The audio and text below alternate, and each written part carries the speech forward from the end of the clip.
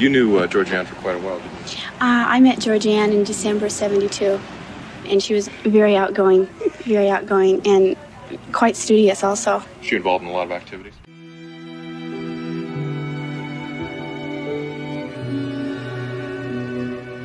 Did she give you any kind of an idea of where she was going on the night that she turned up missing? Well, she went and visited her boyfriend, and she was en route to home, and she had a final the next morning, and she didn't show up for the final. I talked to the professor the next day, and he said he was really surprised that she didn't show up.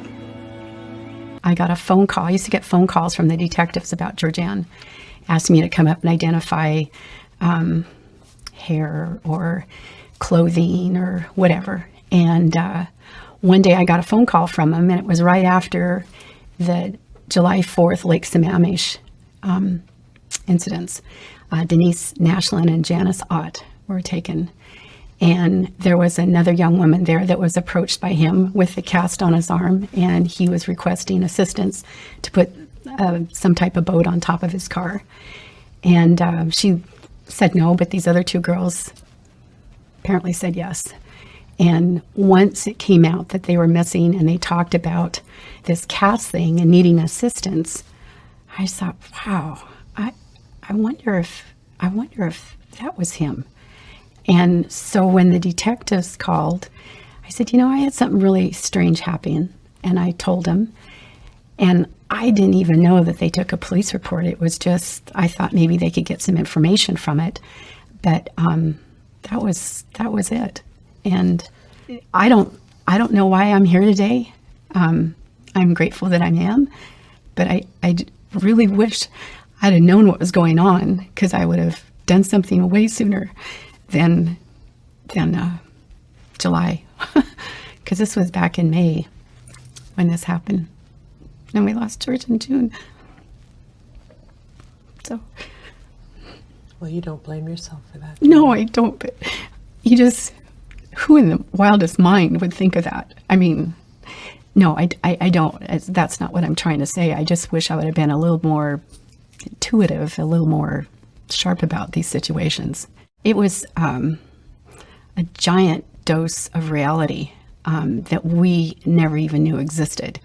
And to be a part of that and live in that whole thing at this time, it was a very fun and full life that we were living, and, you know, advancing our goals and advancing the possibilities for us to have a great future and an enjoyable time. It was different. It was kind of like a gray cloud went over everything.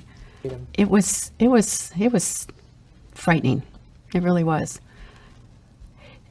You know, you would always feel like you could go and do everything and anytime you wanted to, and you'd go down the library at 10 o'clock at night if you had to at Suzalo, and, you know, you'd be there studying, and you kind of thought about that a little bit more. You know, you would always try to come up with somebody else, and it was different, and everybody was we all were suspect of dangers.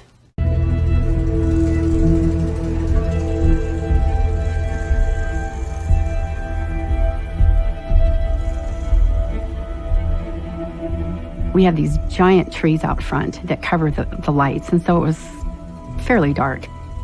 I went down the steps, and there was a man that was at the foot of the steps on crutches, holding a gas can, and he had a cast on his leg. And he said, "Can you help me?" And I said, "Sure." He goes, "I ran out of gas. It's just up the way. I'm having a horrible time trying to carry this gas can." And I said, "Oh, okay, sure." And so I picked it up, and he said, "I'm going to put some gas in the car if you would get inside." It was a Volkswagen Bug.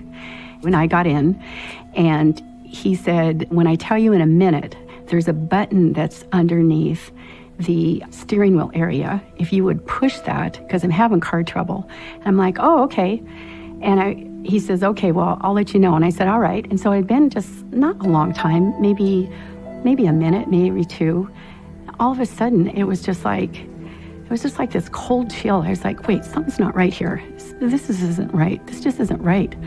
I mean, I just felt it, you know, that sixth sense that you have. And I jumped up out of the car and I took off running. I said, "Sorry, bye." And I left. And I never thought a thing about it. Never. Until, well, after George,